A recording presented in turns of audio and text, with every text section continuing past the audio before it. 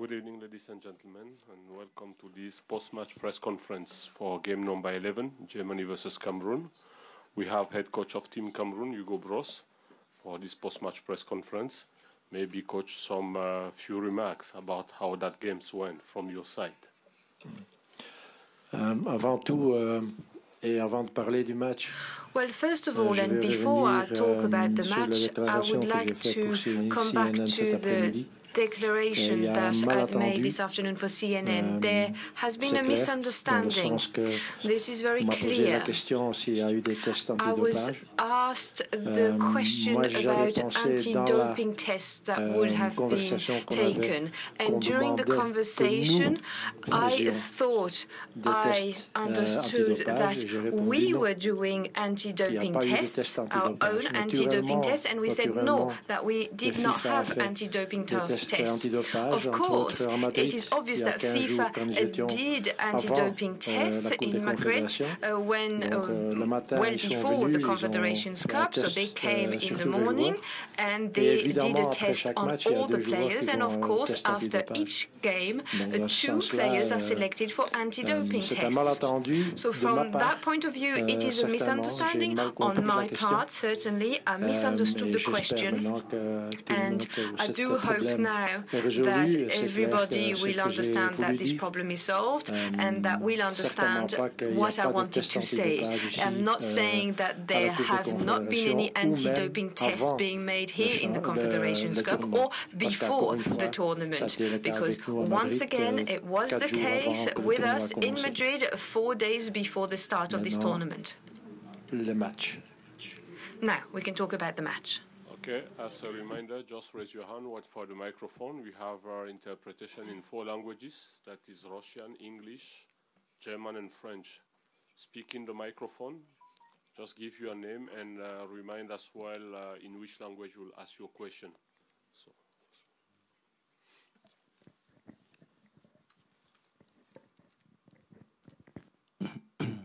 Bonjour, je suis David Eyengue.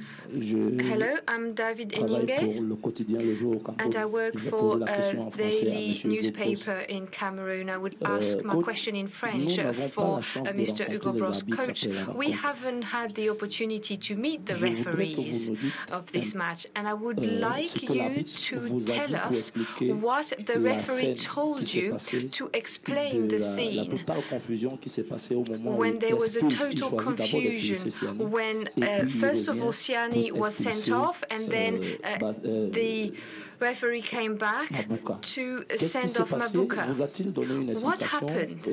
Did the referee give you an explanation? The whole world wants to know, because there was total confusion. Who asked for the video refereeing? We would like to know. First of all, I really don't know how to answer this question, because the referee did not give any explanation.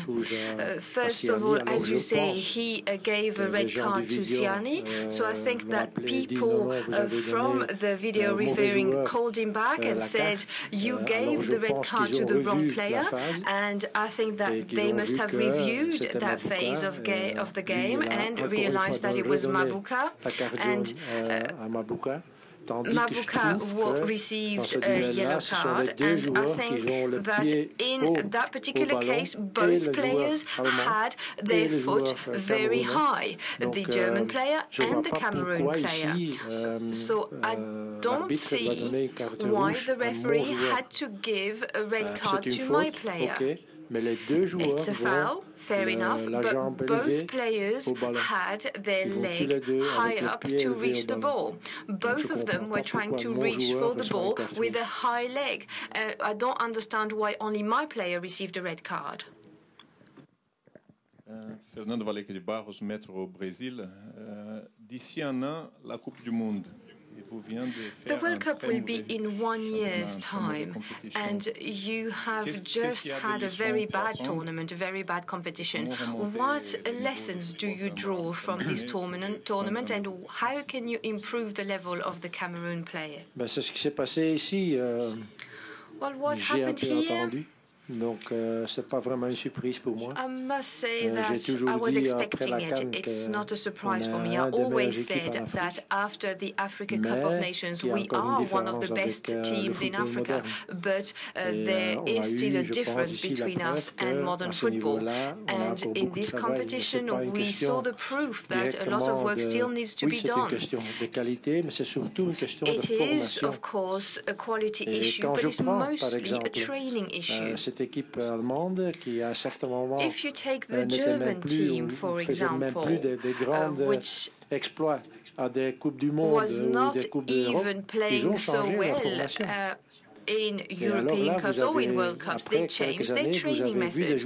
And after a few years, you started to see players who would not necessarily be a typical German players. But now you have technically strong players who are fast or explosive.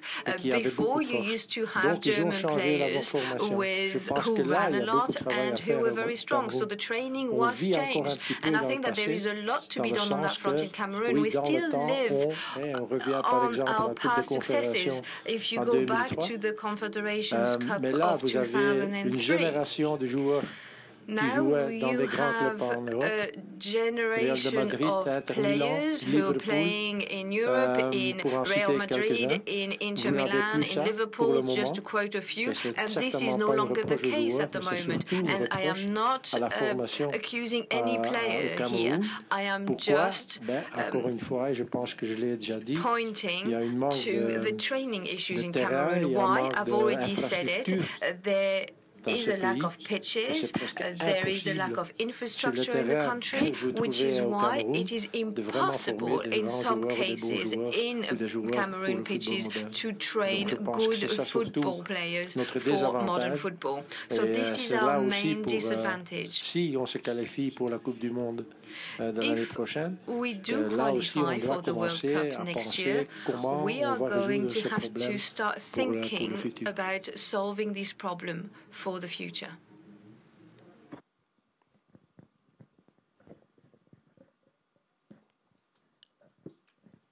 Hello, Ian Herbert from the UK. Could I ask just for just one more piece of clarification about the VAR issue? Are you saying that originally the referee sent off the wrong player or booked the wrong player? It looked as if he booked the wrong player, and it was only a yellow, and the VAR said red, not yellow. Because you're answering again the question, I think everyone is confused, also me. I didn't know what happened there. First of all, I saw a red card, then it was a yellow card, then he came to the jury next to the pitch, then he went again to the player, then he went again a red card for another player. So don't ask me what really happens. For me, it's only something. It's also something that I didn't understand, and I don't understand it for the moment either. So I have to see again what happens on television, and maybe then I can answer your question. But I think this is something for the referee himself. He and he alone can explain what happens there at that moment.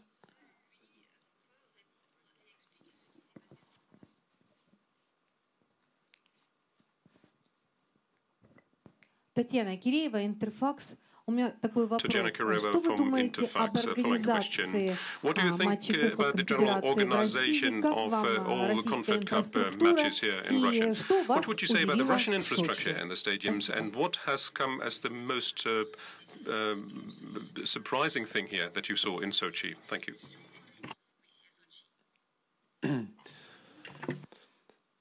Premièrement, c'est pas seulement ici à Sochi, mais aussi First of all, à it's Moscou not just here in Sochi, but also in Moscow and in St. Petersburg that I was surprised by the stadia. The stadia are beautiful stadia. They are proper football stadia, because sometimes you have a beautiful stadium, but it's not really a football stadium. Here, the stadia that I've seen, the stadia where we've played, are really football stadia. There is a good atmosphere, and even the players have told me we do like to play in such stadia. So from that point of view, it's impeccable. Same for the training pitches. They are excellent pitches. You will have no complaints from me. The organization is excellent. From that point of view, we have no complaints, and once again, I will repeat the same thing. You will have to think again about the transport from hotels to training pitches, because we started our 3 different occasions, our training sessions, 1 hour late because we were stuck in traffic, even though we had a police escort. So I don't understand that. From that point of view, I must say that it must be reviewed and it must be sorted out, because in a year's time, when the World Cup will be here, teams should not be stuck for an hour in the bus before reaching their training pitch. The problem is not that you start your training session 1 hour late. It's because everything then is pushed back. Though at some point, for example, we had dinner at 10 o'clock at night, and that's much too late because everything is being pushed back. So that is my experience here, and is the only complaint that I have when it comes to the organization. Okay, thank you. We'll just have now the press conference of Germany with Coach Joachim Loh, just starting a few minutes from now. Thank you, Coach, and have a safe trip back home. Thank you.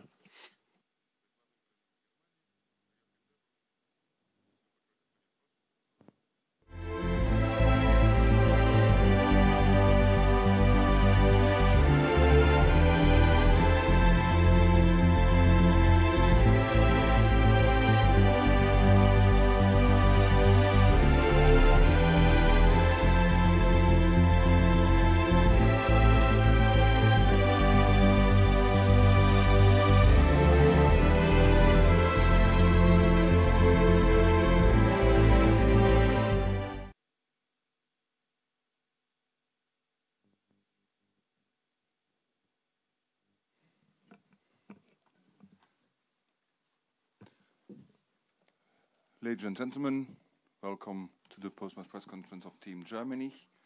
On the stage we have our head coach Joachim Löw. As per normal, as per the previous press conference also, raise your hand, state the language you're going to ask a question in, present yourself, and then you can ask the questions. Congratulations, coach, for the win and the qualification for the knockout stage. Maybe your first feeling after this game. Zunächst mal bin ich natürlich wirklich auch sehr stolz und I have to say that I'm very, very proud, and I'm full of praise for my team that we have achieved this aim at the Confed Cup, to be in the semis, to reach the group of the best 4 teams in the Confed Cup. That is something that in the run-up to the Confed Cup was not necessarily what we would have expected, and therefore I have to say I'm very, very proud. The lads have done an excellent job. I think they have done an excellent job and a consistent job throughout the 3 matches that they have disputed so far. This match was also an elimination match in a way. It would have meant either traveling back home or remaining in the tournament. And I think in the first half of the match, I believe that led us to a certain level of nervousness and tension on the part of my team. It was palpable, visible. But given that it is a very, very young team, that was also changed on a number of positions. I think that is acceptable. The good thing is that in the second half we reminded ourselves of what had served us so well in the first matches against Australia and Chile, notably. And I believe that in the second half we were able to implement that on the field of play, and as a consequence of that, the goals were scored and we were able to dominate.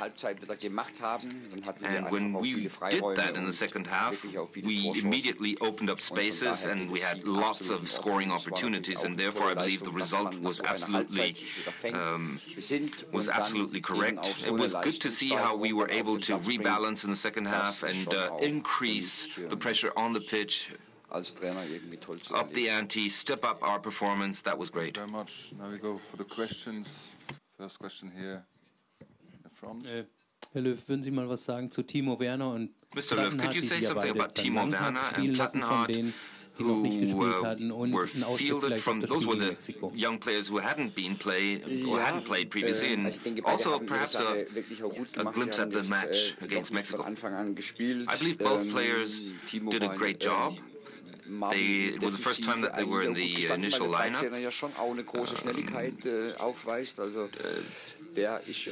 Werner Plattenhardt was well in the defensive line. You need to be very quick and dangerous as well, and I think he did a great job. And Timo Werner really put in a lot of legwork, and at the beginning our attacks somehow came to naught. We were not able to use the opportunities, and therefore he wasn't able to really shoot on target. And in the second half, it was a different picture altogether. He was much more present in the box area, and that's where he's dangerous. That is where Timo has a killer instinct in that sense, and both goals were very nicely scored, and he worked a lot, and I think he really earned to score twice, and therefore I'm very, very pleased and very happy for him that things worked out that well. In terms of the upcoming match against Mexico, that is going to be a difficult one. Mexico is technically a very versatile team with good players, but I think it's also a good experience for us because we don't very often face off Central American teams, and therefore it will be a very interesting match for us as well. We will have to give it our utmost because Mexico has excellent players as well. The next question, for the gentleman over there.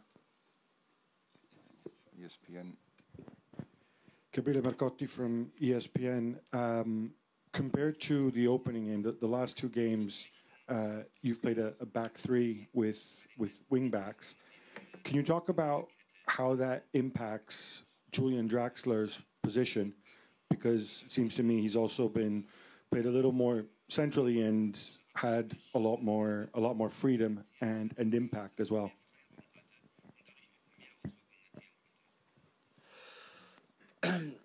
Ja, die Dreierkette. Well, yes, indeed, the back line of three. Es gibt uns natürlich im Zentrum schon auch mit diesen Spielern, die wir with fullbacks, that gives us the opportunity to have a very stable structure with our midfielders. But of course, it's also very, very important that the two fullbacks in the line of three provide a lot of build-up. And if that doesn't work as well as we saw also in the first half, then we also encounter bigger difficulties further up the field. But Julian Draxler is really irrespective of the defensive line of 3 or 4. He always has a lot of liberty in terms of attacking. He has a great variety there on the left field or right field. The importance is that the positions are well placed, and I think that, and I also said that in the run-up to the match that he could also switch with Yunus at some point, and I think that Draxler has a great range and possibilities, and he used them. He used those possibilities in the second half. He was always available for passes, and he is able to quickly change the direction, and that's always very, very difficult for the opponent to control. Over there. Thanks very much. Ian Herbert from the UK. There's a lot of confusion about the VAR decision as to what actually happened. Could I ask you what you think the misunderstanding was, and have you got any thoughts on the VAR in the tournament generally, whether it's worked? But more importantly, the first question about tonight.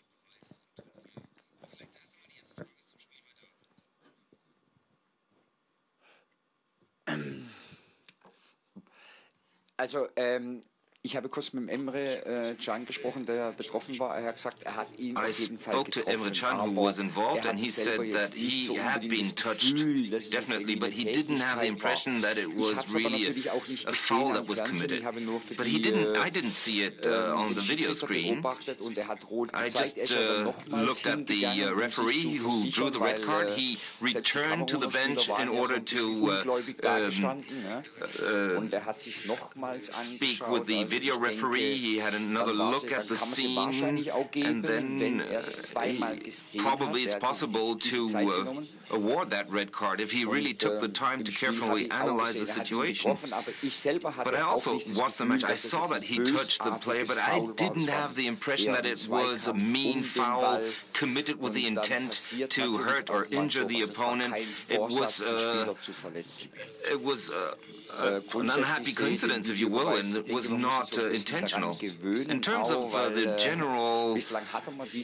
my general conclusion with regards to the video referee, I think we need to get used to it, but at least in some cases it has been proven useful when it came to the offside rule or when it came to awarding a goal or not. I think it can be fine-tuned over time so that decisions can be made more quickly. I think that would be great. We have a question here for the gentleman in the front. Microphone here. Je suis David Eyenge, je travaille pour le quotidien Le Jour au Cameroun. David Eyenge, I work for the daily newspaper in Cameroon. Une première mi-temps, comme vous l'avez expliqué, un peu difficile. As you explained, your first half was a little bit difficult. I would like to know what caused the difficulty of your team. What did Cameroon show you that was unexpected for you? Because it took you all the way to the second half before you scored a goal. And I have a second question. The red card. There was a lot more space. Well, the red card certainly led to a situation where we had more space, and of course we were 1-0, 2-0 up actually then, and it is the case that it's hardly possible if you're 10-man on the field to close the spaces against a well-organized team like mine at that point. Cameroon didn't surprise us.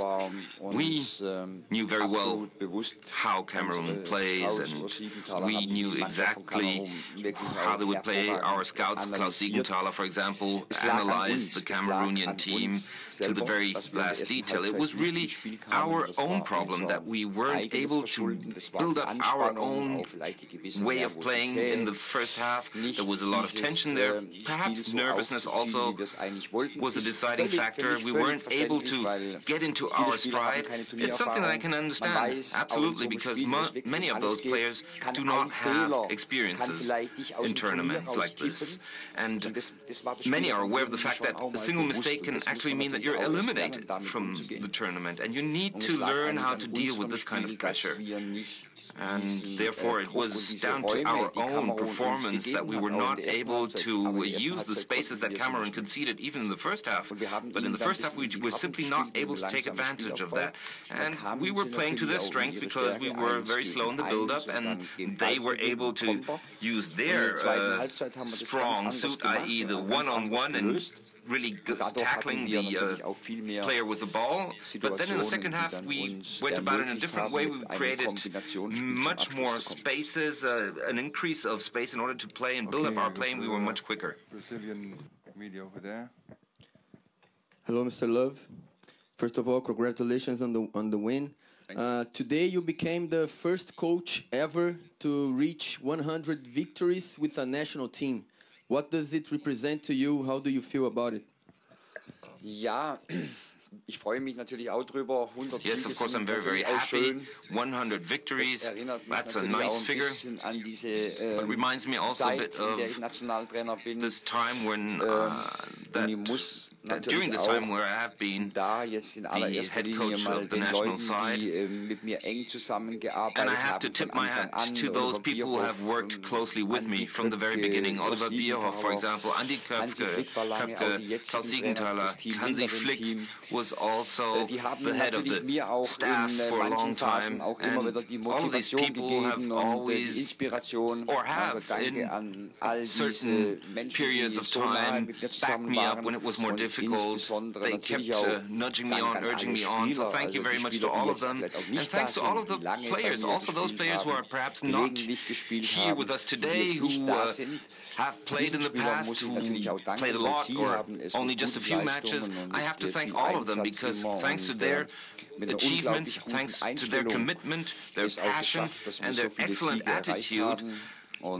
They allowed us to notch up so many victories, to chalk up so many victories and so much success as a national side. And therefore, my gratitude goes out to all of those people who have been accompanying me over the years, including the players, the National Association. There were some moments of disappointment, letdowns that weren't always very happy. Sometimes getting to the semi-finals, we were ambitious to get to the final but didn't make it. But then the semi-final in Maracana Stadium was certainly a highlight. The players were always very motivated and have, over the course of the years, really developed a lot. I have to say that if you look back 10, 11 years, and if you compare the situation we have today with the situation then I have to say I'm glad that we have this victory, that we have 100 victories, but I'm very grateful to all of those who have accompanied me, and in particular, I'm grateful to the players. Philip Popengov, Sport Express. Philip Pinkov from Sport Express. Now, yesterday you have wished well to the Russian team. Now, what do you think? What didn't work out for Russia in the Mexican match? And have you also sent Cherchev your condolences or something like that? And could you say that the Russian team would have been a better opponent for you than Mexico will be? Ich hätte es mir natürlich für den Gastgeber gewünscht und für den Trainer, den ich sehr gut kenne, mit dem ich zusammengearbeitet habe. And I know the coach very well. I've worked with him closely, and I continue to be in close contact with him. And before the match, I sent him an SMS wishing him well for the match. And of course, I was a bit disappointed, but of course, on the other hand, you have to see that Mexico really deserved to win. They played very well. Stanislav, I believe that in the last months or so he has changed the team. He has implemented certain things. He has brought in younger, more inexperienced players, and that always requires a certain time before you gain a certain balance and stability there. And I do hope that he has the calm and consistency that is required to develop this team, because my vision of him is as of somebody who's extremely passionate about football and who does everything his utmost in order to be successful in football. And of course it's always difficult when you're eliminated. In Germany we also had moments where things didn't work out very, very well, but I do believe that if you give him the time and the space to do his work, he will do a great job. Developing a team, sometimes you need to take the long view on it. You need to look at it in a long run and not just short-term successes.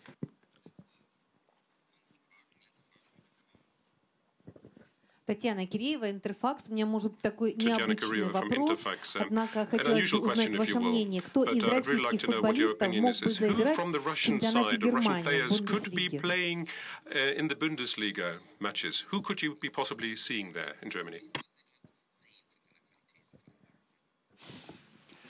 Also ich glaube, es waren ja schon einige Russen mal auch in der Bundesliga oder in Europa. A number of Russian players have already played in Bundesliga or in other European leagues, and we have already had experiences of playing against Russian sides. 2009 is a case in point. I do see a number of Russian players who are interesting. The goalkeeper is someone who I have always admired. I think he has a great level, even though he made a mistake yesterday that led to a goal. And there are other players that are very, very quick and very dynamic in their play. I'm not so familiar with the individual players and which club would be ideal or suited for them, but I do believe that this very young team has great qualities. Okay, thank you very much for joining us. We see each other again, match -1 here in the press conference room for the pre-match press conference for Team Germany. And then Timo Werner.